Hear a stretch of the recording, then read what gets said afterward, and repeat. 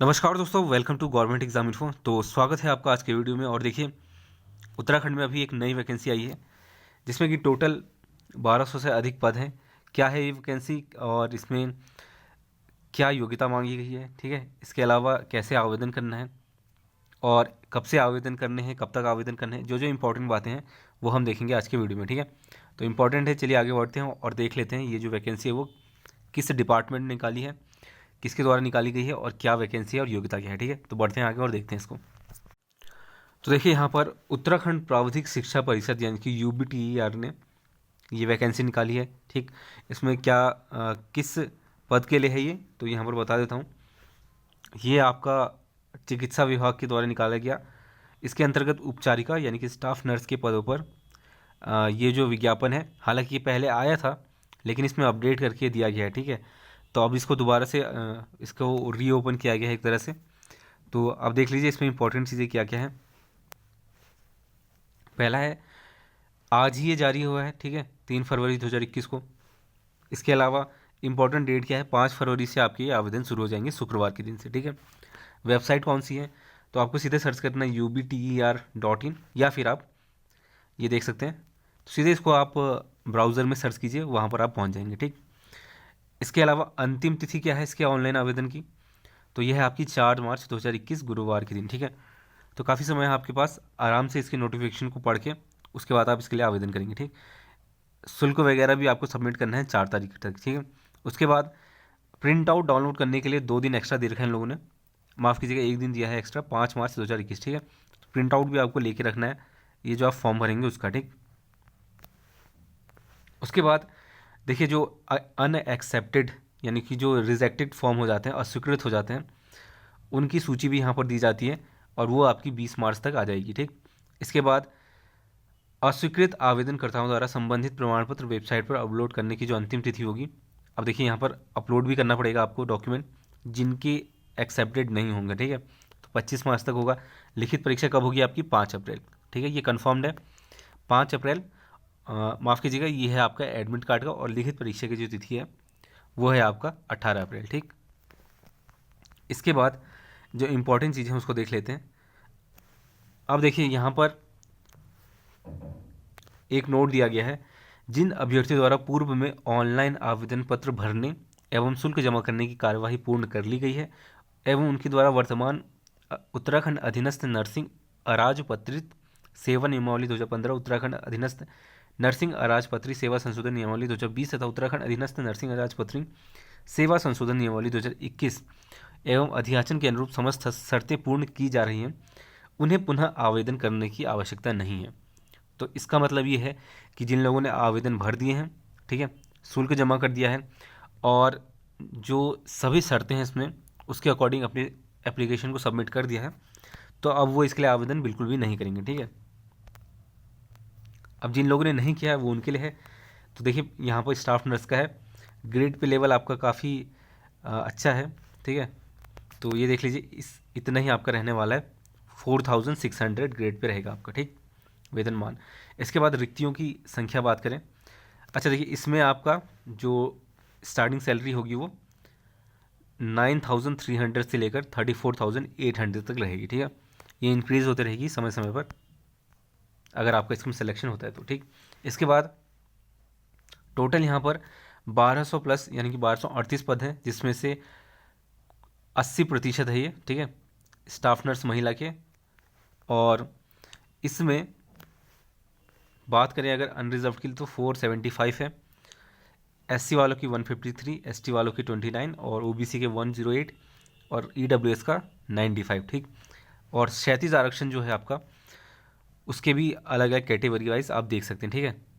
भूतपूर्व सैनिक हो गया, फ्रीडम फाइटर, डिपेंडेंट हो गया, तो ये सारे टोटल यहाँ पर 990 हैं महिलाओं के लिए, ठीक। और पुरुष स्टाफ की बात करें तो ये आपका 20% है, 1238 में से, ठीक है। तो टोटल यहाँ पर 248 है मेल कैंडिडेट के लिए, ठीक, जिसमें कि अनरिजर्व के लिए 119, 119 है, एससी के लिए 40 है, एसटी के लिए 8 है और ओबीसी के लिए 28 और ईडब्ल्यूएस के लिए 25 है, ठीक है। तो ठीक ठाक पोस्टें हैं यहाँ पर, जिन लोगों ने आवेदन नहीं किए थे अभी तक वो कर सकते हैं, ठीक। अब देखिए इंपॉर्टेंट यहाँ पर है आपकी शैक्षिक अर्हता। तो यहाँ पर बता दूँ, इसमें बीएससी नर्सिंग होना चाहिए आपका बेसिकली, ठीक है। तो जो लोग इससे संबंधित है यानी जिनके पास ये योग्यता है वो वीडियो को पूरा देख लें, जिनके पास नहीं है वो कृपया करके इस वीडियो को शेयर कर दें, ताकि जो इससे संबंधित कैंडिडेट्स या फिर जो इसके लिए आवेदन करना चाहते थे और नहीं कर पाए थे उनको ये जानकारी मिल जाए। ठीक, फिलहाल यहाँ पर बीएससी नर्सिंग वालों के लिए है ये। क्या क्या है अधिमान्य अर्हता, अनिवार्य अर्हता जो है वो क्या है, एक बार देख लीजिए इसको। भारतीय नर्सिंग परिषद से मान्यता प्राप्त विश्वविद्यालय अथवा संस्थान से नर्सिंग में बीएससी ऑनर्स होना चाहिए, पहली चीज़। ये नहीं है तो इसके अलावा आपका सेम संस्थान से, भारतीय नर्सिंग परिषद से मान्यता प्राप्त विश्वविद्यालय अथवा संस्थान से आपका बीएससी नर्सिंग होना चाहिए। ठीक है, अगर ये नहीं है तो नर्सिंग में बीएससी ऑनर्स नहीं है तो बीएससी नर्सिंग होना चाहिए नियमित पाठ्यक्रम के साथ। ठीक, इसके अलावा ये भी नहीं है मान लीजिए तो आपके पास सेम भारतीय नर्सिंग परिषद से मान्यता प्राप्त विश्वविद्यालय से आपका basic BSc nursing, post basic BSc nursing होना चाहिए। ठीक, अगर इसके अलावा एक और है कि इसके अलावा अगर आपके पास जनरल नर्सिंग या फिर मिडवाइफरी या फिर मनोरोग विज्ञान का डिप्लोमा हो, ठीक है, मिडवाइफरी या फिर मनोरोग विज्ञान का डिप्लोमा हो तो भी आप इसके लिए आवेदन कर सकते हैं। बेसिकली यहाँ पर बीएससी नर्सिंग है आपका या फिर जनरल नर्सिंग एवं मिडवाइफरी का डिप्लोमा। ठीक, दूसरा यहाँ पर एक और चीज़ है, उत्तराखंड भारतीय नर्सिंग तथा धात्री परिषद से बीएससी ऑनर्स अथवा बीएससी नर्सिंग अथवा बीएससी बेसिक बीएससी नर्सिंग अथवा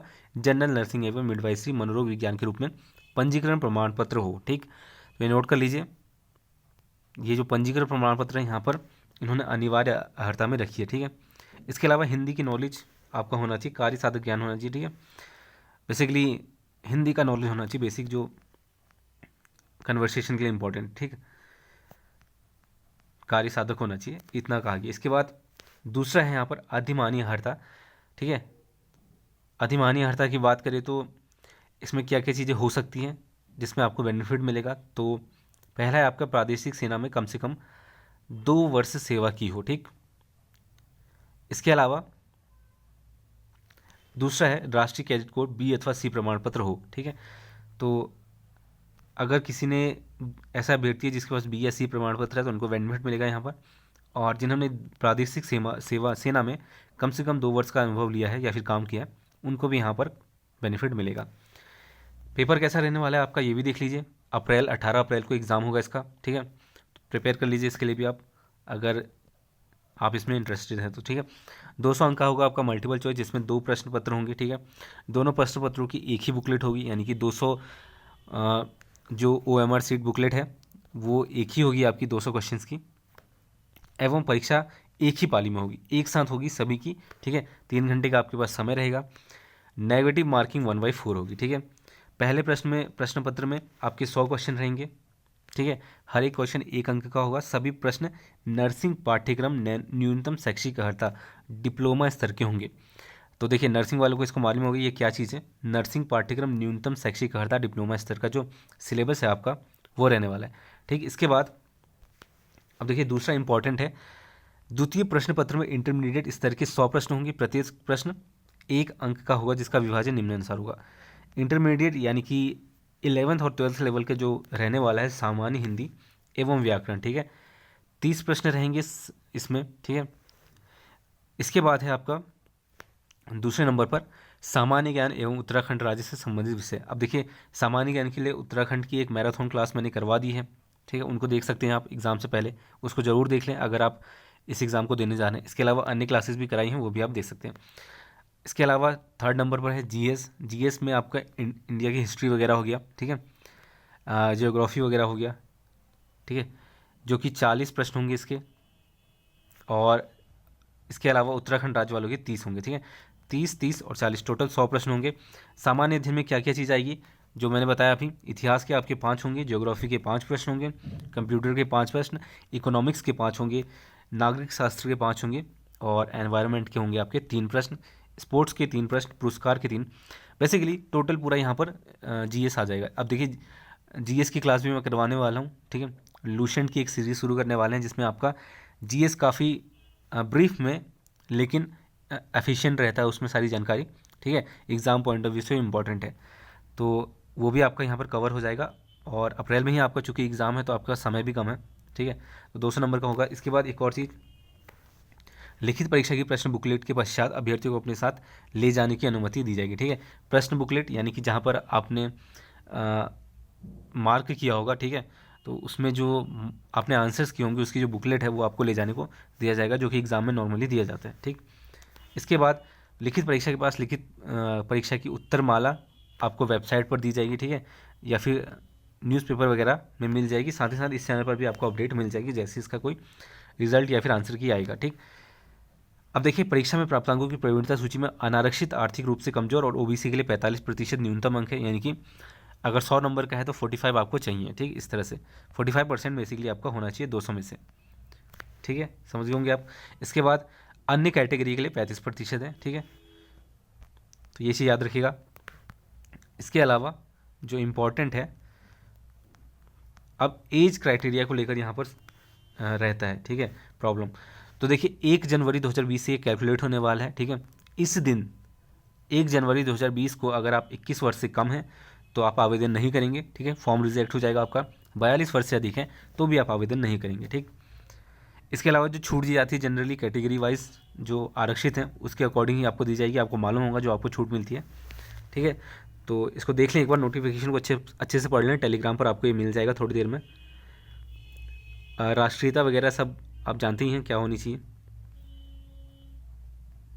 इसके बाद अन्य चीज़ों की बात करें तो इसके बाद आता है आपका फीस। ठीक है, अब परीक्षा शुल्क आपकी कितनी रहने वाली है, तो ओबीसी और जनरल के लिए 800 रुपये है। ठीक, बाकी सभी के लिए चाहे वो क्षैतिज आरक्षण हो, ईडब्ल्यूएस हो या फिर SC ST वाले हो, ठीक है, 400 रुपये रहने वाली है आपकी। ठीक, इसके अलावा जो बैंक ट्रांजैक्शन फ़ी है अभ्यर्थी द्वारा अलग से देय होगी। दिव्यांग अभ्यर्थी एक पैर प्रभावित जो हैं के द्वारा निःशुल्क, अच्छा यहाँ पर एक नोट कर लीजिए, जो दिव्यांग व्यक्ति हैं जिनका एक पैर प्रभावित है पूरी तरह से, ठीक है, तो उनके लिए कोई भी फीस यहाँ पर नहीं है। ठीक, परीक्षा केंद्र की बात करें तो देहरादून, हल्द्वानी 2 सेंटर्स रहेंगे आपके। ठीक है, बेसिकली गढ़वाल वालों के लिए ज़्यादातर देहरादून में ही आएगा आपका, कुमाऊँ वालों का हल्द्वानी आएगा, वैसे डिपेंड करता है सारी चीज़। ठीक है, तो ये इंपॉर्टेंट चीज़ें मैंने आपको बता दी। कोई डाउट है तो नीचे कमेंट करके पूछ सकते हैं। ठीक है, लगभग 1 महीने का समय बचा है आपके पास आवेदन करने के लिए। अब देखिए आवेदन पत्र के साथ अपलोड करने हेतु अनिवार्य प्रमाण पत्रों की सूची यहाँ पर दी गई है। High school certificate marksheet, intermediate certificate marksheet. इसके अलावा यदि हाई स्कूल अथवा इंटरमीडिएट उत्तराखंड के बाहर से उत्तीर्ण है अथवा किसी आरक्षण का लाभ भी ले रहे हैं तो उत्तराखंड का स्थायी निवास प्रमाण पत्र अथवा अर्धसैनिक बलों में कार्यरत तथा राज्य सरकार अथवा उसके अधीन स्थापित किसी राजकीय अर्धशासकीय संस्था में नियमित पदों पर नियमित रूप से नियुक्त कार्मिक एवं केंद्र सरकार अथवा केंद्र सरकार के सार्वजनिक उपक्रम में नियमित पदों पर नियमित रूप से उत्तराखंड में कार्यरत ऐसे कर्मी जिनकी सेवाएं उत्तराखंड से बाहर स्थानांतरित नहीं हो सकती हैं का प्रमाण पत्र होना चाहिए। बेसिकली उत्तराखंड का स्थायी निवास प्रमाण पत्र की बात की गई है, या फिर जिन्होंने इस तरह के डिपार्टमेंट में काम किया है, ठीक है, नियमित रूप से, तो जिनका स्थानांतरण उत्तराखंड में अभी फ़िलहाल नहीं हो सकता है, ठीक है, बाहर स्थानांतरित नहीं हो सकती हैं, तो इस वजह से ये प्रमाण पत्र यहाँ पर मांगा गया। ठीक है, जो कार्यरत हैं उनके लिए फ़िलहाल आपको यहाँ पर उत्तराखंड स्थायी निवास प्रमाण पत्र मांगा गया है अगर आप इंटरमीडिएट उत्तराखंड के बाहर से उत्तीर्ण हैं तो। ठीक है, तो बेसिकली यहाँ पर ये कहा गया है कि अगर आपने मान लीजिए यहाँ पर डाउट होता है कि जिन्होंने बाहर से किया है वो आवेदन कर सकते हैं या नहीं, तो कर सकते हैं, लेकिन आपके पास उत्तराखंड का निवास प्रमाण पत्र यहाँ पर मांगा गया है। ठीक है, तो ये बात याद रखिएगा। इसका मतलब हुआ कि आपका उत्तराखंड से संबंधित होने चाहिए। ठीक है, उत्तराखंड के आप निवासी होने चाहिए। इसके अलावा जो BSc नर्सिंग ऑनर्स है इसकी आपकी सर्टिफिकेट होगा या जो भी है डिप्लोमा वगैरह, उसके अकॉर्डिंग आपको मालूम ही है क्या क्या है। ठीक है, क्षैतिज आरक्षण वाले क्षैतिज आरक्षण का प्रमाण पत्र देंगे। ठीक है, फ़ोटो ID लगेगी आपकी, जैसे वोटर ID होगी, ठीक है, आधार कार्ड, तो वहाँ पर आपको ऑप्शन मिल जाएगा ऑनलाइन आवेदन करते वक्त। ठीक है, तो ये सारी चीज़ें हैं, मैंने आपको सारी चीज़ जानकारी दे दी है डिटेल में। कोई डाउट है तो नीचे कमेंट करके पूछ सकते हैं। इंपॉर्टेंट डेट्स भी मैंने आपको बता दी हैं, एक बार और देख लीजिए। 5 फरवरी से आपकी स्टार्ट होगी, 4 मार्च को आज की लास्ट डेट है ऑनलाइन आवेदन करने की। फीस भी इसी दिन आपको सबमिट करना है, 5 मार्च तक आप प्रिंट आउट ले सकते हैं इसका। एग्ज़ाम आपका 18 अप्रैल होगा, 5 अप्रैल यानी कि अप्रैल में आपका एडमिट कार्ड भी आ जाएगा पहले हफ्ते में, तीसरे हफ्ते में आपका एग्ज़ाम भी हो जाएगा। ठीक, एग्ज़ाम का सिलेबस क्या क्या रहता है वो भी मैंने आपको बता दिया है। ठीक है, पहला तो आपका नर्सिंग का सिलेबस रहता है जो स्टैंडर्ड सिलेबस है। ठीक है, ये देख सकते हैं आप, 100 प्रश्न होंगे आपके। ठीक है, नर्सिंग पाठ्यक्रम न्यूनतम शैक्षिक अर्हता के अकॉर्डिंग, ठीक, डिप्लोमा स्तर का जो होता है। इसके अलावा जो जनरल हिंदी है, सामान्य हिंदी है, उत्तराखंड का जनरल नॉलेज है, जो कि मैंने करा दिया है पूरी क्लास उसकी मैराथन, उसमें काफ़ी सारे क्वेश्चन आपको मिल जाएंगे, ठीक है। करंट अफेयर्स भी है उत्तराखंड का उसमें। सामान्य अध्ययन आएगा, सामान्य अध्ययन में हिस्ट्री हो गया, ज्योग्राफी हो गया, ये सारी चीज़ें मैंने आपको डिटेल में बता दी हैं।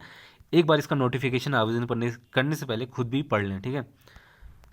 और फीस भी आपकी 800 और 400 है, SC ST वालों के लिए 400 है और जनरल और OBC के लिए 800 है, ठीक। तो सारी जानकारी आपको मैंने दे दी है, कोई डाउट है तो नीचे कमेंट करके पूछ सकते हैं। तो बस आज के लिए इतना ही, तब तक के लिए धन्यवाद, मिलते हैं आपसे अगले वीडियो में।